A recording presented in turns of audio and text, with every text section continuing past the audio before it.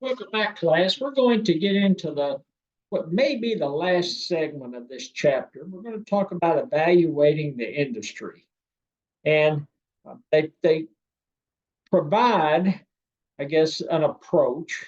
There are many approaches when it comes to evaluating the industry, but they provide an approach, and they call it the five forces analysis. It's a technique for understanding an industry by examining the interactions among competitors in an industry, potential new entrants to the industry, substitutes for the industry's offerings, suppliers to the industry, and the industry's buyers.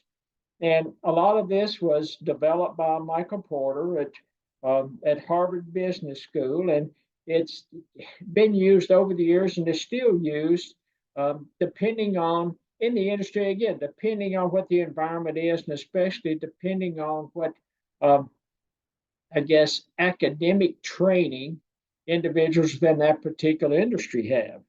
It determines how much profit potential exists in an industry, which that's helpful. That's always helpful in any industry to know. And if one of the five forces works to undermine profits in the industry, then the profit potential is strong and vice versa. Most industries lie between very strong and very weak. So that tends to be kind of the two, I guess, tails of the distribution, and that's where most industries lies, somewhere between very strong and very weak. And one of the things that it actually takes a look at is the rivalry among competitors in an industry. It's a set of companies that produce goods and services within an industry. And you're almost looking at now, maybe it's not really perfect competition, but maybe it's somewhere along the lines of monopolistic competition. And they are retain existing buyers and, to attract new ones. So what do these companies do in an effort to retain the customers they have and to attract new ones? What does Starbucks do to retain the current customers they have, and what do they do? What new products, what advertising, can they get out there? Again, new offerings, other price cuts. Um, so they are trying to determine they've got a fairly loyal following, but they'd like to have some of that business that's going to Dunkin' Donuts or some of the business that's going to Peet's Coffee or Seattle's Best or one of your other, coffee type purveyors or fast food services in an area or in a particular market. How can they steal those customers? The degree of competitive intensity helps shape the industry's profit potential, which is going to make sense. When competition is bitter slash cutthroat, the prices charged and the profit margins tend to decrease, which would make sense.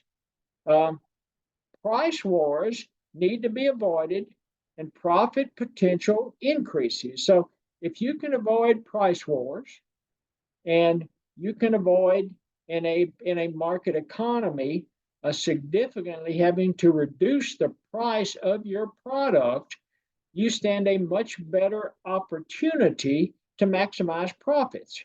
Remember, what is profit? Profit is revenue minus cost. Revenue is nothing more than price times quantity of the goods and services you're selling. Cost is the price and quantity of the factors of production that you're using to generate those goods or services. So if you can increase the price on the revenue side of the equation and decrease the price on the expenditure side of the equation, you're going to, as a company, generate more profit. Rivalry is fierce if growth rate of demand is low for the industry's offerings. You see this when in a particular market, if you have a particular good or service that you're offering, if the potential growth rate of the population consuming that goods and services is low. Fixed cost in the industry is high. Think about cable TV, Comcast, Time Warner. I guess Time Warner's the merged with somebody else, but any of those types of providers of cable TV, there is a fairly significant fixed cost, initial fixed cost. They have to have, you know, lines in the ground. They have to have cabling. There's just a tremendous amount of fixed costs. So if fixed costs are high, it's going to impact the profit margins. Also, if competitors are not differentiated from one another, when you're talking about competitors are not differentiated, at that point, you're almost talking about a homogeneous type product. Exit barriers are high. You've got emotional and you've got physical, you've got emotional cost, physical cost, you've got cost of the fixed cost that you already have sunk in that particular industry. So exit barriers are high. Factors that make it difficult for a company to stop competing in an industry.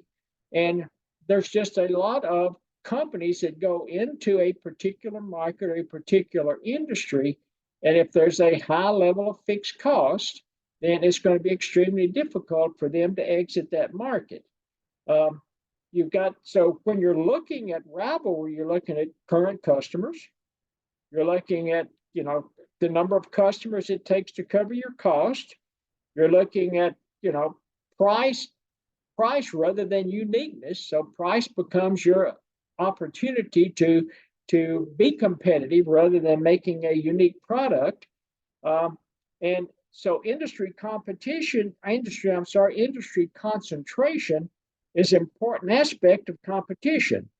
Low levels of rivalry increases profit potential, because low levels of rivalry implies that there's not going to be a lot of price competition, which in turn would increase profit potential. Or is it polite competition? Or is there mutual interdependence? In a oligopoly market especially, it is considered mutual interdependence, and it's considered polite competition, because you have a small number of firms in an oligopoly type market, and they all understand that decisions that they make not only impacts their bottom line, but potentially impacts the bottom line of their competitors in the market. You see it a lot in healthcare, where you have a lot of large hospital systems. Southern California, you had Scripps and you had Sharp. You had a couple of other hospitals. You had Mercy and you had UCSD, but those were the two 800-pound gorillas in that market. In Buffalo, it was Kaleida and Mercy. And then you had a few other little hospitals scattered around, but they were the two 800-pound gorillas.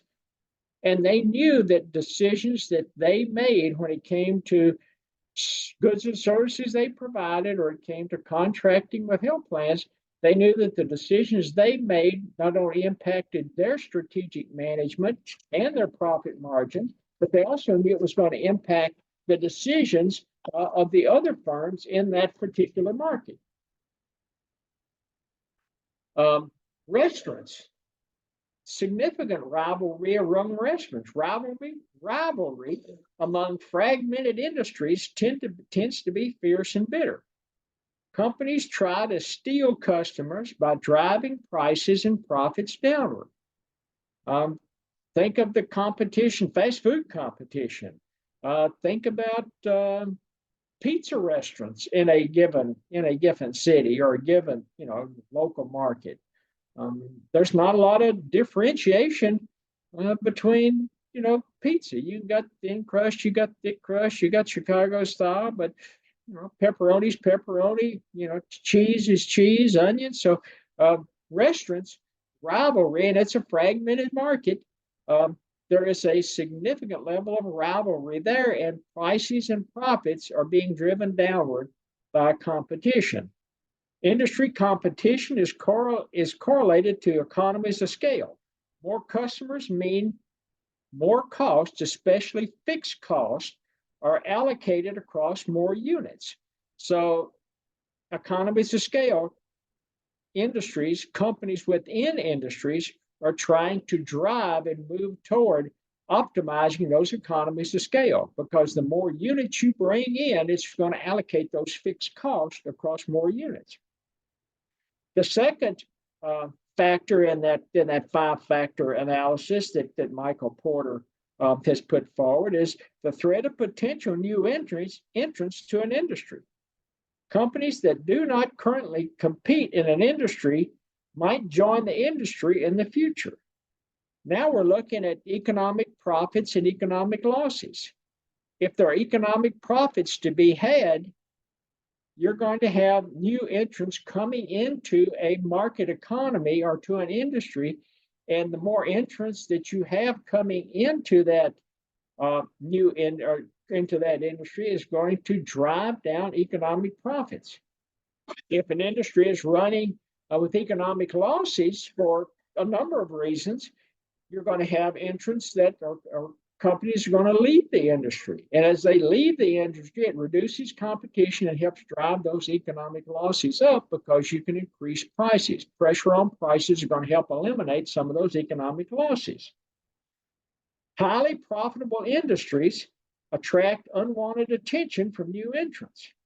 New entrants tend to drive down profit potential by increasing industry competitiveness. Competitiveness increases, prices are driven downward, and the profit margins or the economic profit margins are eroded. New entrants can enter an industry. It's either entrepreneurs and, with new startups, and, the joke about entrepreneurs is they're like a bloodhound when they smell blood, or a wolf that smells blood. They can sniff out potential profits and come into a market if they think there's going to be return on investment. Foreign companies entering a new geographic region. You have suppliers decide to enter the customer's business. You have buyers decide to enter their supplier's business. So you've got vertical, horizontal integration. You've got foreign companies trying to move in. You've got entrepreneurs trying to move in. And that's what's going to happen in an industry, especially in a market where there are economic profits. Likelihood of new entrants joining an industry, its existing competitors enjoy economies of scale, and capital requirements are high. So that's going to be the two constraints that could impact a new entrant's decision about joining an industry.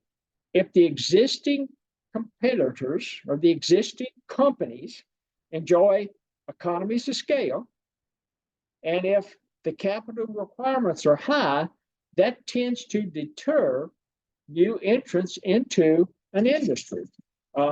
Because new entrants coming into an industry, it's either A, they can't raise enough capital to offset the cost of the fixed price of coming into the industry, and B, they don't have the capital to go to a price war with these existing companies that already are enjoying economies of scale. Also, if access to distribution channels are limited, if there's government policy and regulations that discourage industry or entry, and especially when you're looking at cable companies, based on my zip code in Atlanta, I've got one option when it comes to cable company. I've got Infinity. That's the only option I have. I can type my zip code in and it'll pop up and say what cable companies are available in my zip code, and it comes back one, Infinity. And again, government regulation, and it was the same thing and when we lived in San Diego, the same thing you lived in Buffalo. The government had parsed out by zip code the geographic areas in such a way that it was generating monopolies with these cable companies. And that's what the authors are talking about when government policy and regulation discourages entry. Differentiation among existing competitors is high. So when we're talking about differentiations, we're talking about differentiations in products and services, goods and services they provide. If switching costs are high, a lot of people don't like to switch their cell phone service because switching costs are high. You may have a 3 year. Let's say you went into Verizon, they gave you a new phone, but what you didn't realize is you're signing a 3 year contract and you can't get out of that contract. So switching costs can be high. Expected retaliation from existing competitors is high. So there is an issue with retaliation if you're a new entrant coming into a market. Cost advantages independent of size exist. So these are all factors that could influence a new entrant into the market. The third factor of the analysis is the threat of substitutes for an industry's offerings. Offerings from other industries that fulfill the same need or a very similar need as an industry's product or service. What is the threat of substitutes for your goods or services? Analyze direct competition as well as potential players from other industries.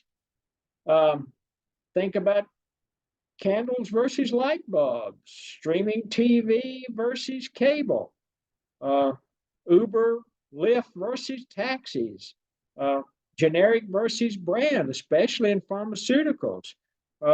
Think of beer, wine, liquor. How many brands of beer or how many styles of beer are out there?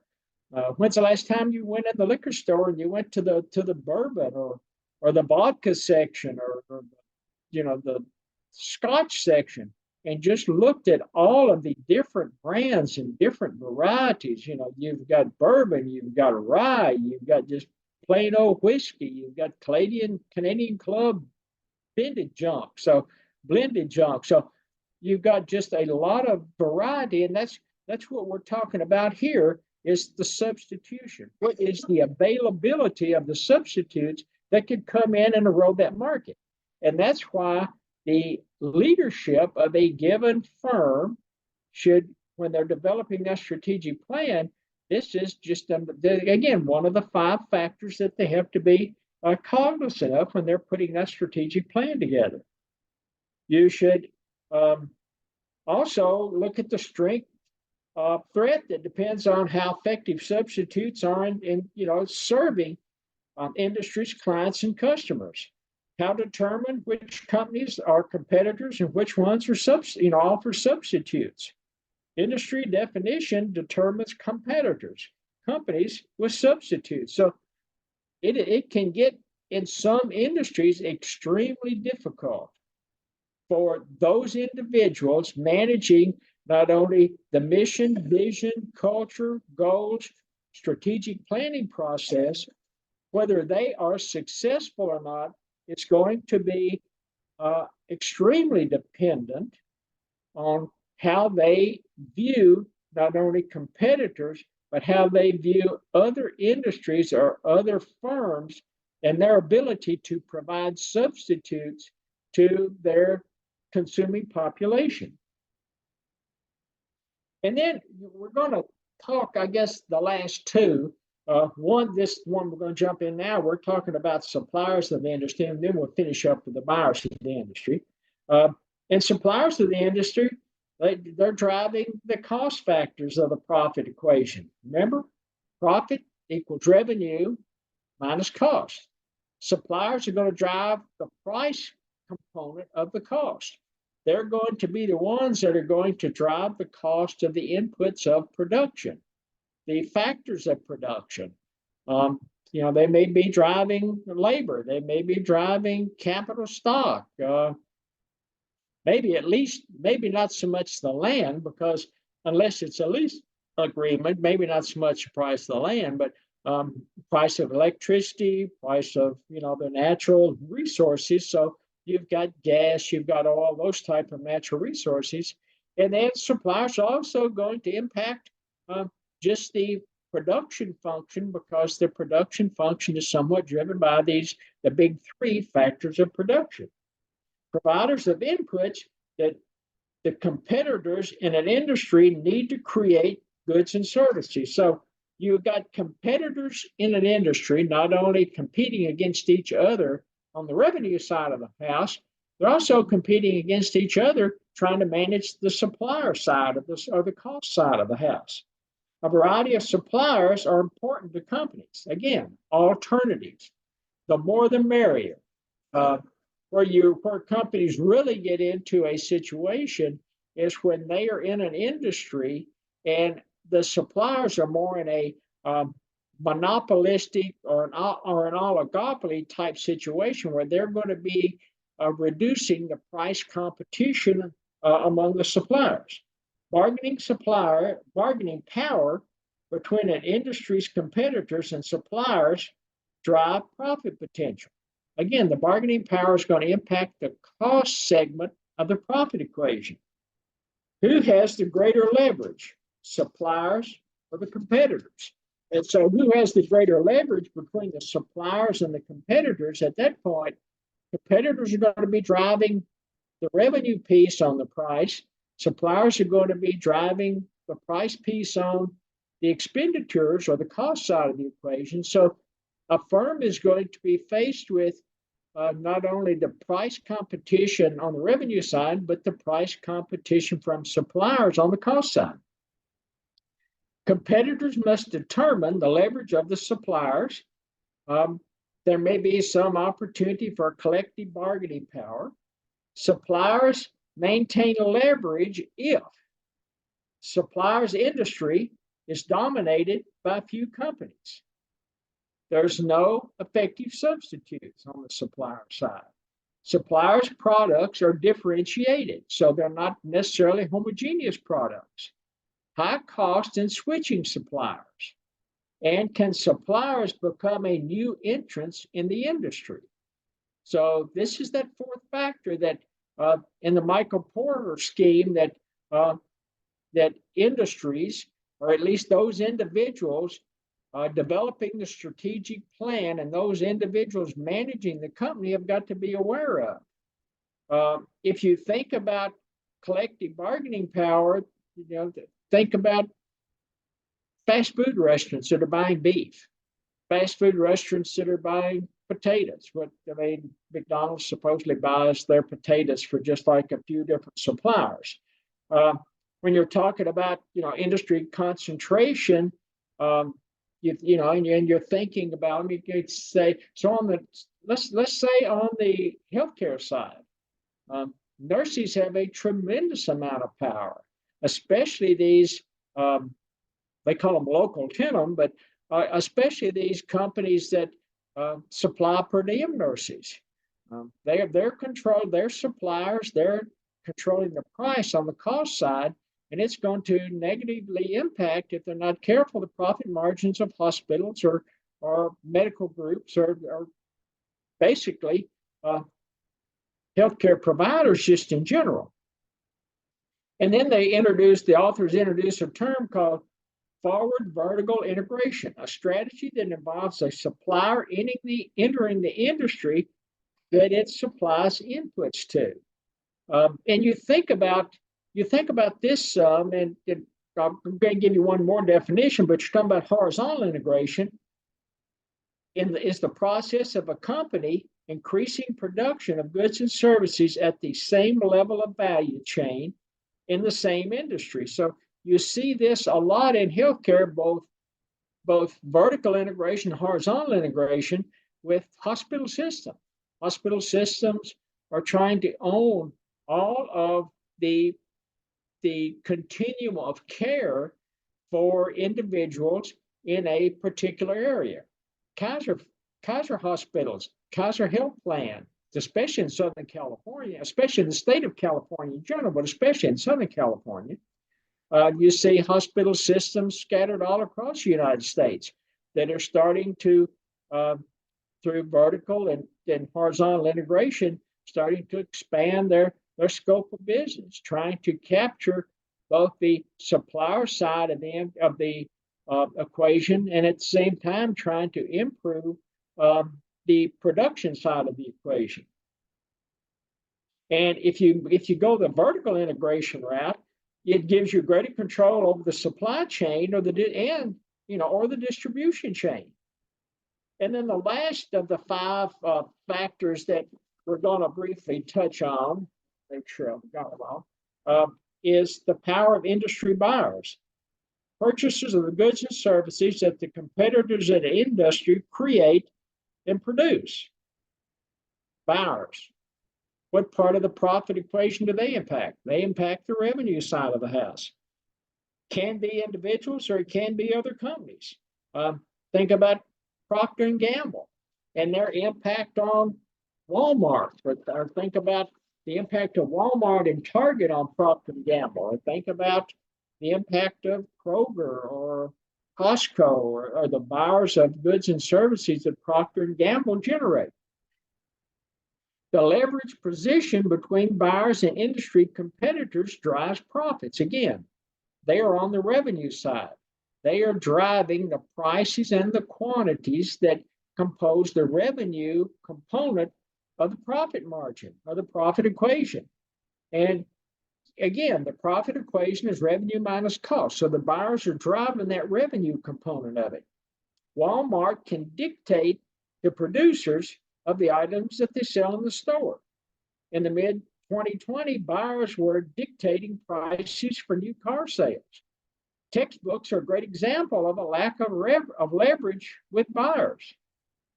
Yeah, I guess there are a few used textbooks, and you can get out on the internet and find some used textbooks. But think, and they're only going to be valuable until the new version comes out. Professors drive the decision process. Professors drive which textbooks they want to use for class and who they're going to purchase the textbooks from and who the students are going to purchase their textbooks from. When I teach class, I try to either find information on the internet that through journal articles and research documentation and white papers that I can use as the foundation of class, because I hate to see students buy textbooks and then turn around and they're only going to use them for a single class. And that's one thing I like about Flat World is they have the electronic version of the textbooks, and I can't remember what the cost is of the electronic version for this textbook, but let's say it's, I don't know, 30 to 40 bucks. I don't remember, but to me, it's a fair price for a textbook, and this is actually a pretty good textbook. It's got some relevant concepts in it, but take that textbook, take the e-version, get what you can out of the e-version, and then forget about it. And you don't have to worry about turning around and selling that e-version back to somebody for like $5, so they'll turn around and resell it again. So my approach for classes, and it's because of the way professors have, I guess, managed the textbook industry in the past. When I was a graduate student at Ohio State, those characters at Ohio State would take and they would pick out journal articles that they wanted to use. They would take those journal articles, make a copy of them, take them to the print office at Ohio State, and students would have to go over there and buy those reproduced copies of the journal articles, and you'd have a package of journal articles about this thick, and it cost you 75, 80 bucks, and we're talking about the mid 80s. That's a lot of money then. And so, but you didn't have any choice. The internet, you couldn't get out on Google and find these, and you couldn't afford to go out and buy the journals themselves just to get one article. And even though the journals were supposed to be in the business school library at Ohio State, you had students that would go in and take a razor blade and cut the articles out of journals, and when you went to check out the journal, you'd get it and you'd turn to the page where the article was supposed to be, and it was gone. So professors started copying the journal articles and they all had journals. They all got copies of the journals, and they would copy those journal articles, take them to the print shop, and they'd bind you a nice little copy of a little book of these journal articles, but at the same time, you were overpaying for them as students. Well, buyers have leverage over competitors of an industry. They will have leverage if there are relatively few buyers compared to suppliers. Industry produces homogeneous goods and services. Buyers face little to no cost in switching vendors. Goods and services purchased by buyers represent a high percent of the buyer's cost. Goods and services is of limited importance to a quality of the price of the buyer's offerings. And can buyers become a new industry entry? So if you think about,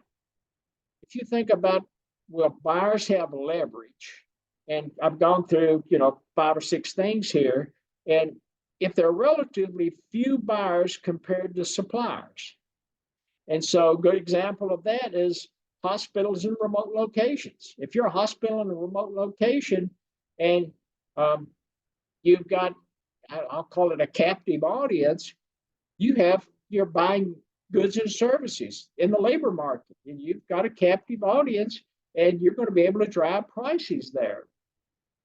When you're talking about industry producing homogeneous goods and services, at that point, buyers are going to have leverage over competitors of an industry because it's a homogeneous goods and services. So there are a lot of opportunities for buyers to have leverage, especially if you're a buyer and you can become a new industry entrant.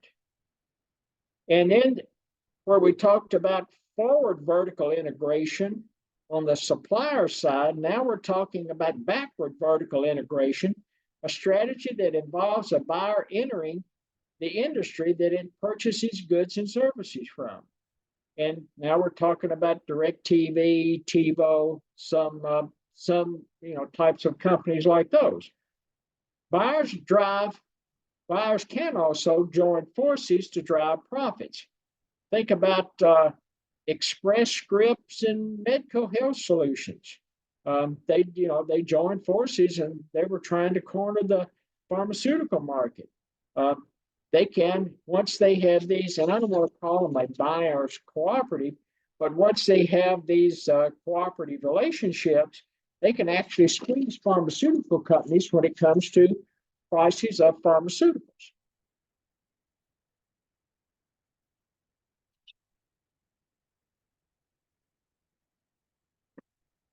So we've talked about the 5 forces, the 5 forces analysis that Michael Porter has put forward, and we've gone into fairly significant detail about each of the 5, and those strengths and why you do it and why it's important to those individuals in an organization, especially those individuals in an organization that developing that 1-year, 3-year, 5-year strategic plan and trying to drive decisions of the company within a given market.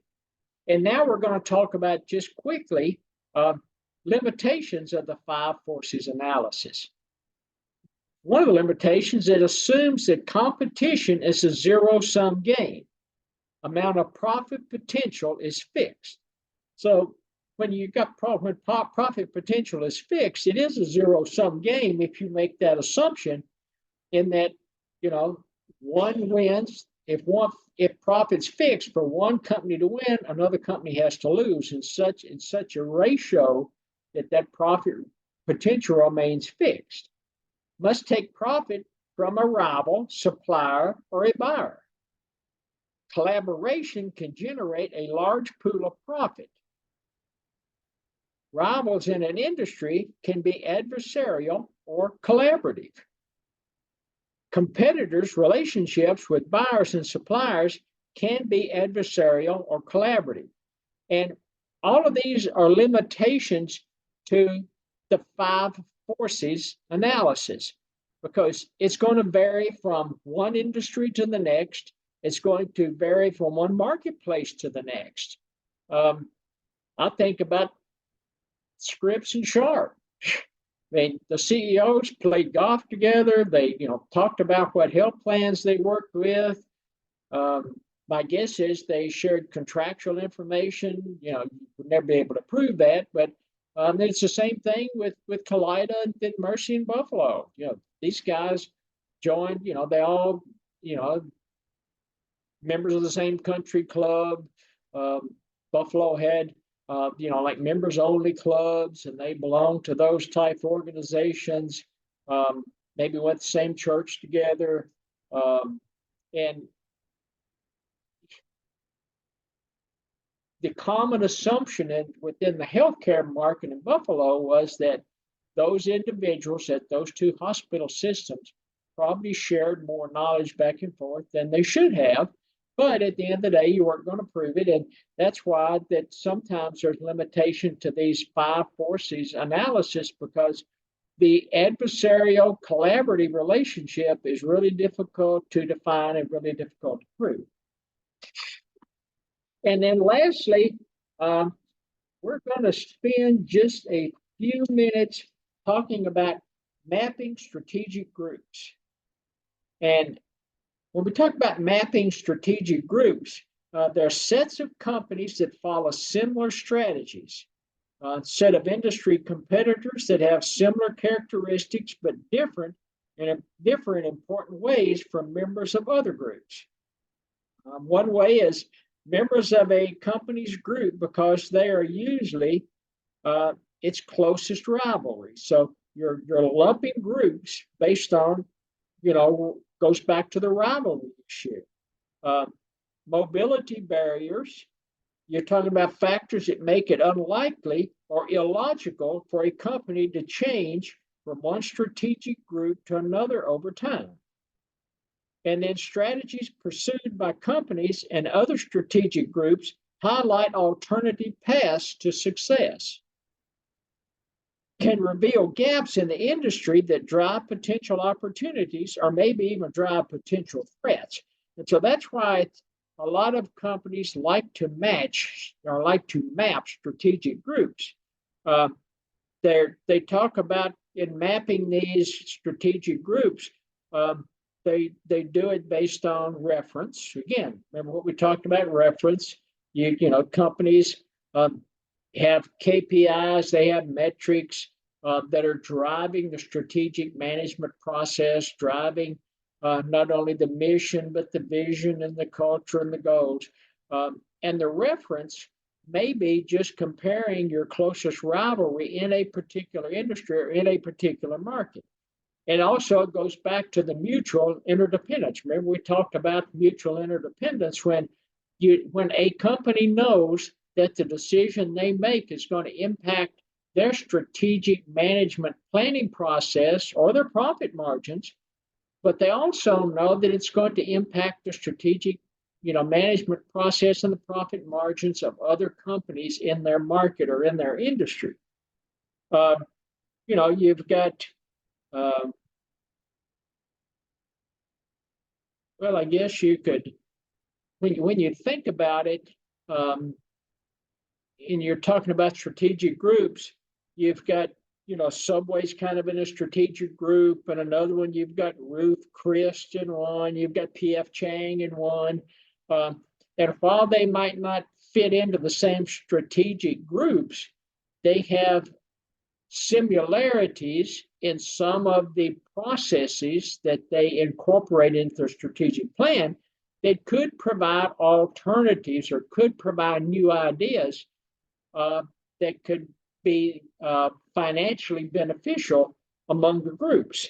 And one thing that people are starting again, I can't remember whether it was in this text or in another article I read, was are you going to have companies at some point start going kind of the European route? Here in the United States have gone the European route, and especially in the restaurant industry, of no tipping. If you go into a restaurant in Europe, you don't tip anybody. If the hamburger, if the hamburger on the menu, the hamburger French fries is, I don't know, 15 euros or $14 or 14.5 euros, 14.50, I guess is what the way they phrase it. And that's what you're going to pay. Taxes rolled in, tips rolled in. That's going to be the price you pay. There's no hidden cost. And in Europe, a lot of times, if it's 14.50, and you give them, you'll leave maybe 15 euros. You'll tip them maybe 50 cents or something. if they bring you change back, sometimes it's customary to just leave the coins there as a tip. But maybe that's what restaurants, because there is such a pushback now on tipping, and and not only restaurants, but tipping just in general when you're going in, especially on carry out for goods and services, that, will it come to a point where tipping is no longer expected, and it's already rolled into the price, and the company takes care of of the full cost of labor for that service economy, or for the labor in that service economy. And I think that's going to wind it up on chapter 3. The next time we get together, we're going to jump into chapter 4. See you next time. Thank you.